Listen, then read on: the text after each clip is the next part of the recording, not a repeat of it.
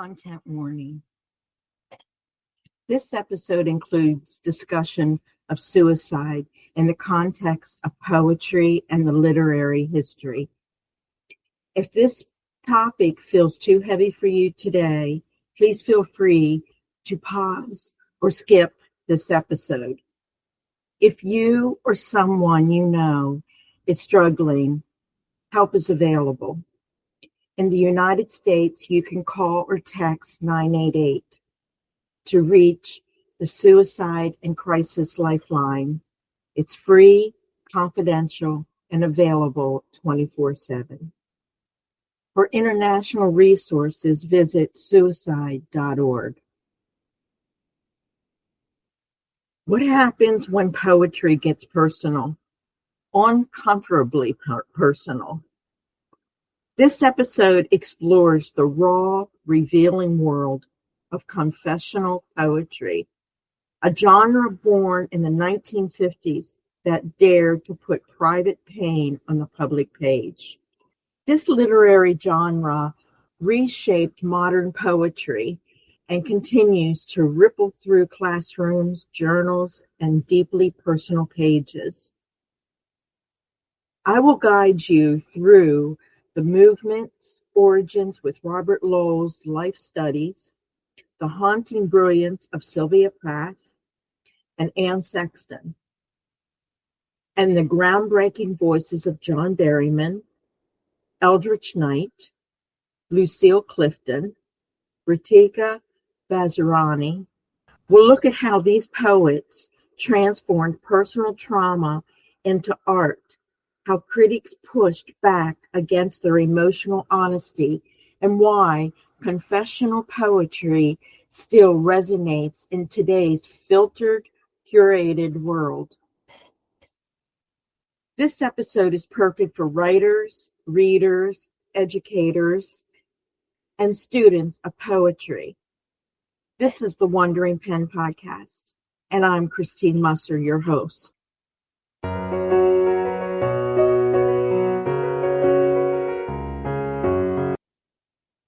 Welcome to episode 28. Today's episode took place on Thursday, July 17th, 2025. As you heard in the intro, we are focusing on the literary genre of confessional poetry. And I want to reiterate, we will mention the issue of suicide during this episode. Please, and I cannot express this strong enough, please, if you or someone you know is struggling, help is available. In the U.S., you can call or text 988 to reach the Suicide and Crisis Lifeline. It is free, confidential, and available 24/7. For international resources, visit suicide.org. And remember, you are not alone. Confessional poetry, what exactly is it?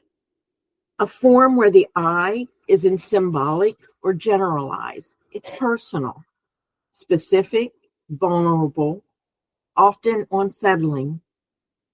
It asks the poet to speak what was once unspeakable and ask us as readers to listen. We'll explore the origins of the genre, read from its key voices, consider its controversies, and reflect on why this form still matters. Confessional poetry emerged in post-war America, challenging the restrained, objective voice of modernism. It began with Robert Lowell's 1959 book, Life Studies, a radical departure from traditional form and subject. Before this, poetry kept emotion at a distance, stylized and symbolized. But Lowell pulled readers into his psychiatric hospital rooms, family dysfunction, and breakdowns. Following Lowell, poets like Sylvia Plath, Anne Sexton, W.D. Snodgrass, and John Berryman opened their inner lives to the page, sharing struggles with mental illness, suicide thoughts, addiction, and trauma. The term confessional was first coined by critic M.L. Rosenthal, who reviewed life studies and remarked, Lowell removes the mask. This unmasking became the defining trait of the genre. Next, we're going to look at the personal, the painful, and the crafted. What makes confessional poetry so?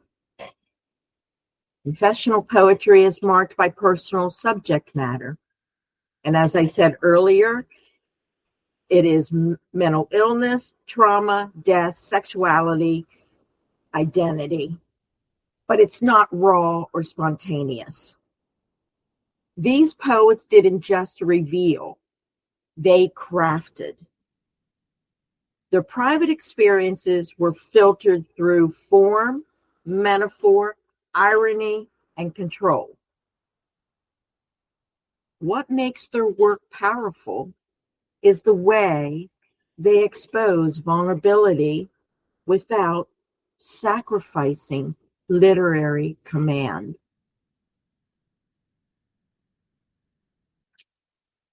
Now I'm going to have Anne Sexton read from her poem, Her Kind. It's just an excerpt. And then I will review that. I have ridden in your cart, driver, waved my nude arms at villages going by, learning the last bright roots, survivor where your flames still bite my thigh, and my ribs crack where your wheels whine. A woman like that is not ashamed to die. I have been her kind.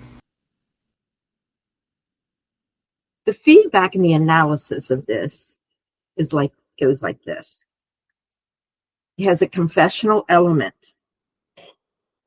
Sexton channels societal shame around madness, female desire, nonconformity into a deliberately public voice. She imagines herself as a witch, carted to execution, and in doing so aligns the personal with archetypal. Okay, so in the beginning of her poem there, she does mention, talking about a witch. So I didn't read that excerpt of this. So the craft versus confession, and that's what makes it so important. I mean, this is just not somebody that is writing just through a stream of consciousness. They are writing it down and then they're crafting it. So craft versus confession. This stanza uses formal repetition, mythic structure, and gritty metaphor to make personal despair symbolic. She is not just Anne Sexton. She is every woman burned for stepping out of line. The tone, fierce and unflinching, almost celebratory, and its unwillingness to embrace the role of the outcast. This is why it works. The line, a woman like that is not ashamed to die, isn't a cry for help. It's a declaration. The poem names the shame society assigns to women and then strips it away. Okay, so the next one I'm going to read is Sylvia Plath's Lady Lazarus. And this is another excerpt from that. Dying is an art, like everything else. I do it exceptionally well. Interesting, isn't it? So let's do the feedback and an analysis of that. The confessional element. Plath doesn't hide from her suicide attempts. She recasts them as art, and herself as both victim and ringmaster. She stages her pain and dares reader to look. Craft versus confession. The lines are spare, rhythmic, theatrical. Her voice is carefully controlled. Each stanza is a curtain rise.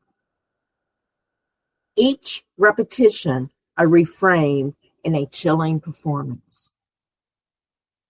The tone is mocking, electric, both seductive and threatening. Why does it work?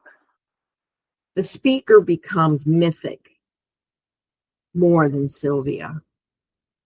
She's Lazarus. She's the phoenix. She's both spectacle and warning. I eat men like air isn't just rage. It's a reclamation of power. My next one is Robert Lowell, and his is Waking in the Blue. Excerpt. The night attendant, a BU sophomore, rouses from the mare's nest of his drowsy head, propped on the meaning of meaning. Feedback and analysis. The confessional element. Lowell places himself in a psychiatric hospital, not with melodrama, but with ironic detachment. He includes his Harvard background, the other patients, and even the absurdity of the night shift attendants' reading material. Craft versus confession.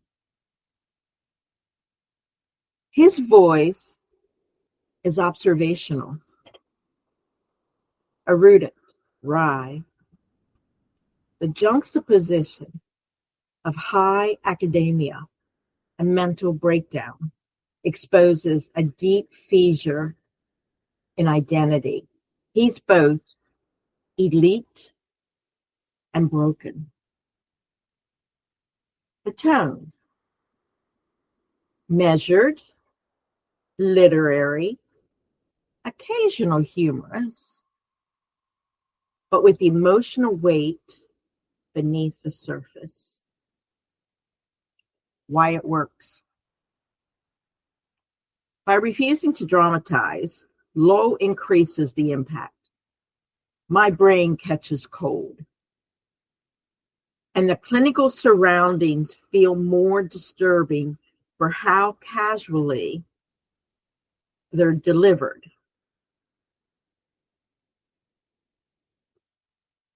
So what binds them? What makes them confessional poets? While their voices differ, Sexton, Plath, and Lowell, they each use personal experience as source material, but never leave it raw or unshaped.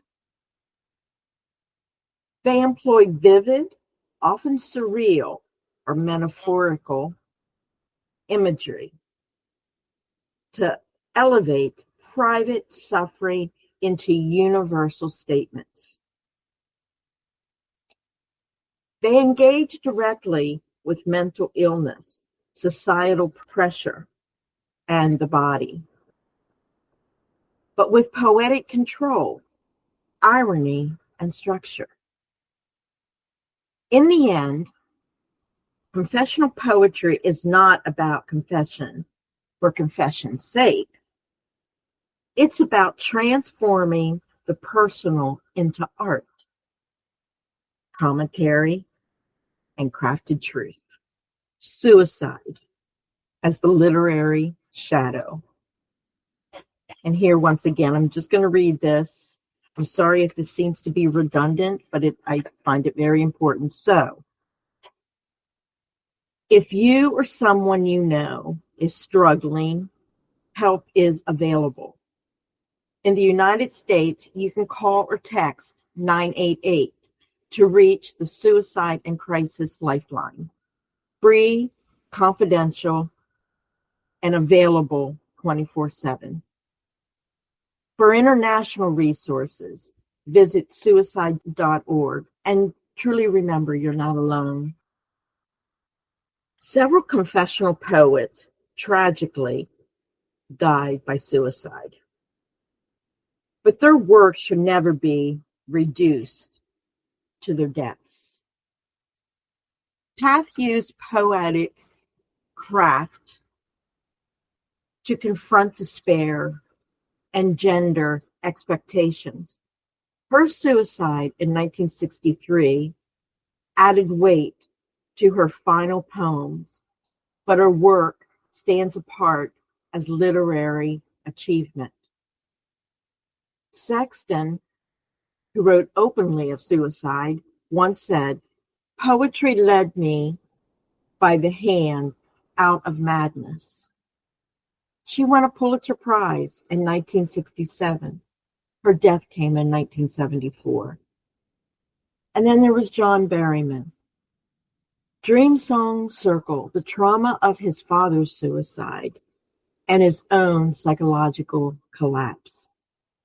These poets wrote not to glorify death, but to survive, speak, and shape their meaning of chaos. Now, confessional poetry was very controversial because it was you actually laid your truths or what you were feeling out on paper for public to read. So of course there were the critics, and here's how the critics responded.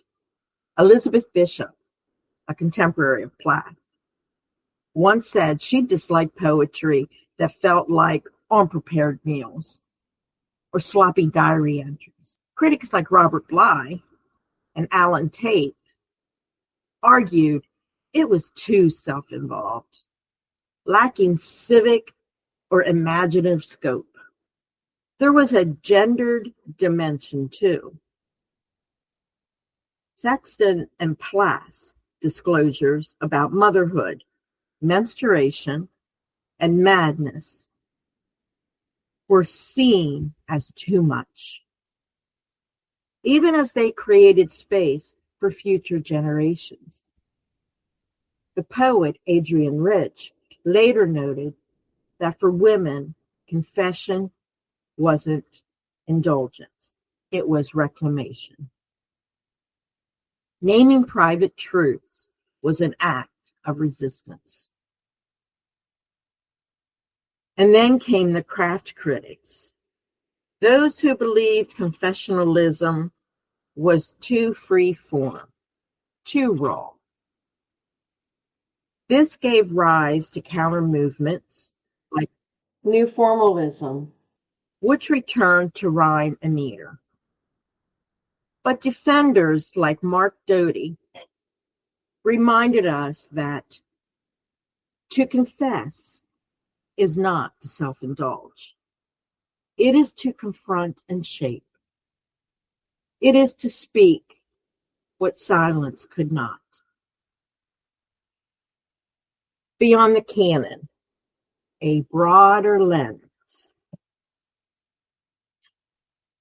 Confessional poetry is often taught through white, middle-class voices, but that's changing. Lucille Clifton's spare, intimate verse explored loss, body, and survival. Reetika Vazirani, an Indian American poet, wrote about cultural displacement and isolation before her untimely death in 2003. Etheridge Knight, a Black poet and a former inmate, wrote confessional work that blended personal experience with political critique. From mental hospitals to prison cells, confessionalism found many forms, each shaped by the identity and voice of its poet. Why confessional poetry still matters. In a world of curated profiles and filtered vulnerabilities, confessional poetry remains radical. It reminds us that pain, when shaped, can become insight. That telling the truth, especially when it's difficult, is an act of both art and courage. It opens space for memoir, spoken word, and poetic therapy.